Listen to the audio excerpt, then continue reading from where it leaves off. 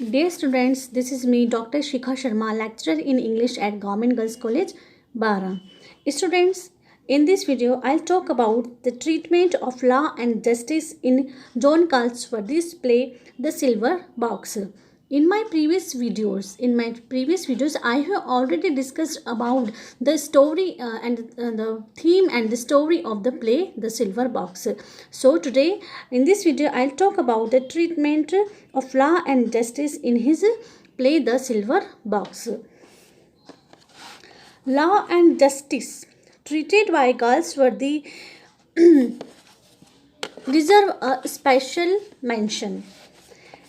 He points out that the law and justice as administered today are mere smoke screens. Equality is the true spirit of justice and the scales of justice remain balanced. Galsworthy यहाँ कहता है कि equality जो समानता है is the spirit of justice, जो न्याय है उसकी जो वास्तविक जो स्पिरिट है, वास्तविक सच्ची स्पिरिट या सच्ची आत्मा क्या है? समानता, equality. Okay, there should be equality in justice. The end the scale of justice remains balance, तभी जाकर जो जस्टिस जो न्याय है वो बैलेंस रहता है. ठीक है, जो न्याय का जो तराजू है वो जो पलड़ा है वो बराबर रहता है. इक्वालिटी समानता होनी चाहिए, तब जाकर वो न्याय बिल्कुल सही तरीके से होता है. In the Silver Box, Galsworthy shows that how the machinery of law punishes and penalizes the destitute and the helpless. John lacks the means to employ a lawyer to defend him. He is repeatedly pushed down by the police constable, while Roper, the solicitor, does not allow him to speak truth. Jake could have been pinned down to confess his guilt if properly cross-examined. If he is properly cross-examined, but Roper doesn't permit such a chance, and the court also does not insist on it. Okay, इसमें क्या होता है? James Jones जो है वो जब उसको पकड़ लिया जाता है, उस लेडी का पर्स जब वो उसके घर से, जैक बार्थविक के घर से वो पर्स जो ऑलरेडी जैक बार्थविक ने चुराया हुआ था, उस पर्स को और सिल्वर बॉक्स को वो उठाकर ले आता है और उसी का उसको फ़ाइन लगता है. उसी के लिए उसको पुलिस में उसको केस किया जाता है, उसको पुलिस अरेस्ट कर लेती है. ठीक है, उसी जुर्म में पुलिस उसको अरेस्ट कर लेती है और उसके साथ जो और फिर उसका जो कोर्ट में इस तरह का जो सीन होता है, उसको बुलाया जाता है कोर्ट में. तो वहाँ क्या होता है कि जो जॉन है वो काफ़ी पुअर होता है, उसके पास कोई एम्प्लॉयमेंट भी नहीं होता है, तो वो काफ़ी पुअर होता है और वो किसी भी तरह के लॉयर को अच्छे लॉयर को हायर नहीं कर पाता है. तो John lex to means to employ lawyer to defend him, वो अपने आप को बचाने के लिए किसी अच्छे लॉयर को हायर नहीं कर पाता है. He is repeatedly pushed down by the police constable, okay, while Roper the solicitor doesn't allow him to speak truth. अब क्या होता है कि उसको बार बार ना पुश डाउन किया जाता है कांस्टेबल के द्वारा उसको, और उसे सच नहीं बोलने को कहा जाता है. उसे बार बार इंसिस्ट किया जाता है कि वो सच नहीं बोले. Jay could have been pinned down to confess his guilt. Okay, अब जो जेक होता है, जेक बार्थविक, वो उसको could have been pinned down to confess his guilt if properly cross examined. यदि उस जेक से भी जज क्वेश्चंस करता है या लॉयर क्वेश्चंस करता, उससे क्रॉस एग्जामिन करता, तो शायद उसका भी गिल्ट सामने आ जाता. लेकिन जो रॉपर है, ठीक है, जो सॉलिसिटर है, वो doesn't permit such a chance, उसको ऐसा कोई मौका नहीं देता है कि वो अपना जो जुर्म है वो कबूल कर ले. And the court also doesn't insist on him, और कोर्ट भी उस पर कोई फोर्स नहीं डालती है इस बात के लिए. Justice demanded that Jake Barthwick should also have been treated as a criminal who had also committed the crime of taking away the lady's purse in his state of intoxication, and his only plea was that he had scored her of. Okay, जो justice की क्या demand है, यहाँ न्याय क्या चाहता है, किस तरह से न्याय होना चाहिए। Justice demanded that Jack Barthwick should also have been treated as a criminal, कि जैक बार्थविक है, ओके, जो एमपी का जो बेटा है, मेंबर ऑफ पार्लियामेंट, जो उसके फादर है उनका वो बेटा है, क्योंकि वो एक काफ़ी बड़े पॉलिटिशियन का बेटा है, तो उसके साथ भी वही होना चाहिए था, एज ए क्रिमिनल उसको ट्रीट करना चाहिए था, वो जिसने कि एक नशे की हालत में एक लेडी का पर्स चुराया था। ओके, लेकिन plea was that he had scored her of, लेकिन उसने इंटेंशनली ऐसा नहीं किया था, उसका बस यही इरादा था कि she did not give him any response और रिप्लाई, उसने उसको कोई रिस्पॉन्स या रिप्लाई नहीं दिया था, तो उसको गुस्से में या बदले की भावना से, रिवेंज वाली फीलिंग्स के साथ उसने उस पर्स को उसके से छीन लिया था, नशे की हालत में, इंटॉक्सिकेशन, जो उसको इंटॉक्सिकेशन की वो कंडीशन में था, ही वो टोटली इंटॉक्सिकेटेड, और उसने वो नशे की हालत में उसका पर्स ले लिया था। This actually was the motive with which Jones had taken away the silver box, और यही कंडीशन जोन्स की भी थी जिसने उस जैक बार्थविक के घर से वो सिल्वर बॉक्स उठाया था। He was also intoxicated, he was also in the condition in a state of intoxication, वो खुद भी एक इंटॉक्सिकेशन की नशे की हालत में था। तो जिस तरह से जैक बार्थविक ने नशे की हालत में उस लेडी का पर्स चुराया था, उसी तरह से जेम्स जोन्स ने वो सिल्वर बॉक्स नशे की हालत में चुराया था। But while Jones has been condemned by the court as a nuisance to the community, Jack gets a clean sheet.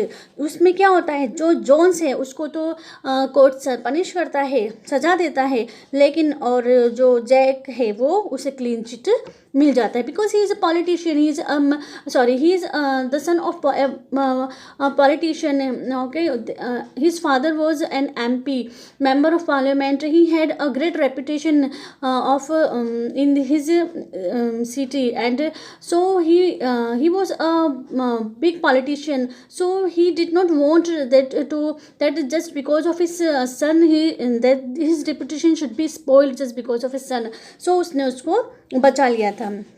Still another point against the process of the administration of justice, it fails to take proper consideration of the motives of the men behind the crime. Jones had never taken away the silver box with the motive to steal. Jones ने कभी भी चुराने की उसका motive, जो उद्देश्य था, वो कभी भी चुराना नहीं था। उसने नशे की हालत में, और या ये कह सकते हैं कि शायद जब उसने जैक बार्थविक की हेल्प की थी उस लॉक को खोलने में, जो वो नहीं खोल पा रहा था, तो वो चाहता था कि जैक बार्थविक उसे उसके बदले में कुछ दे, लेकिन उस वक्त जैक बार्थविक के पास उसको देने के लिए कुछ भी नहीं था, तो शायद वो उसी सोचकर उसने उस सिल्वर बॉक्स को उठाकर ले गया था कि शायद इसके पास कुछ नहीं है, तो मैं इसका सिल्वर बॉक्स ही वहाँ से उठाकर ले जाता हूँ। He had taken it away out of spite.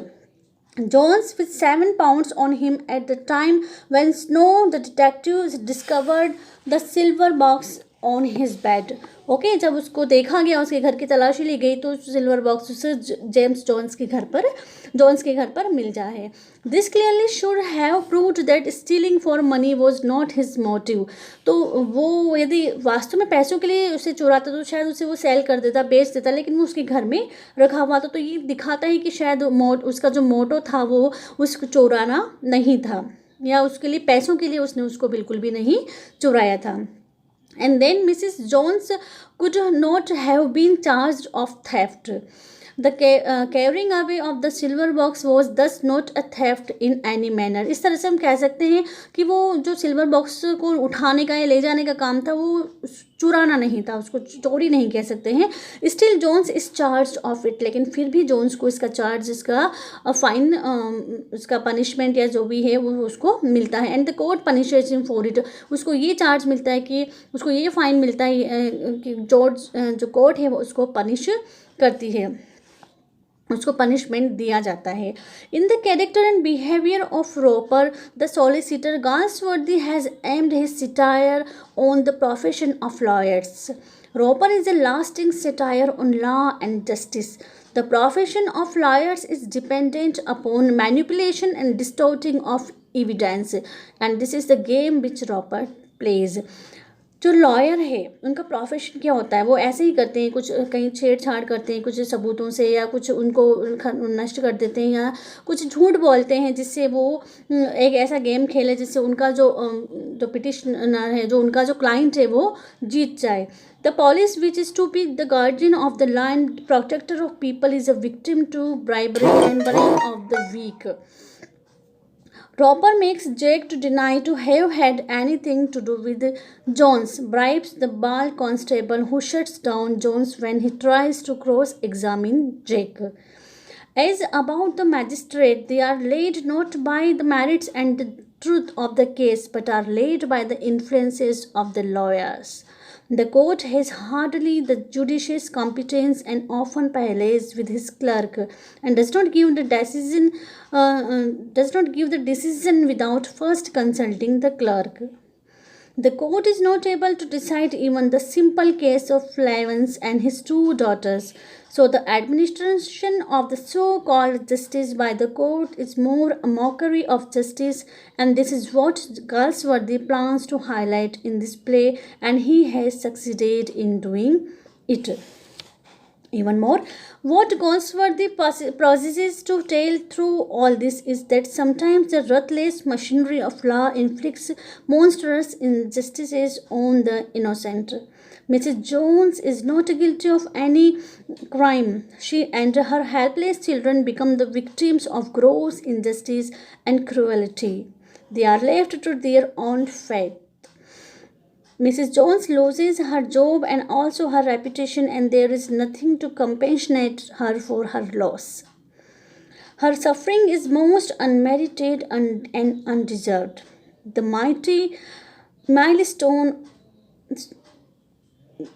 of justice grants the innocent and the poor for no faults of theirs. Means innocent people are always crushed by the law, by the machinery of law, because they don't have money, they don't have reputation, they don't have power, so they are always crushed by the rich people. Okay, there is a discrepancy between the poor and the rich and the poor, the higher and the lower. ऐसा ही scene हमें इसमें देखने को मिलता है कि जो Jack Barthwick है वो तो बचकर निकल जाता है, लेकिन जो जोन्स है और उसकी वाइफ है, दे सफ़र अलोट, उन्हें बहुत सफ़र करना पड़ता है. वो अपनी उसकी वाइफ उसका जॉब खो देती है और उसके बच्चे भी काफ़ी सफ़र करते हैं. So this is the behavior of law and justice in his play.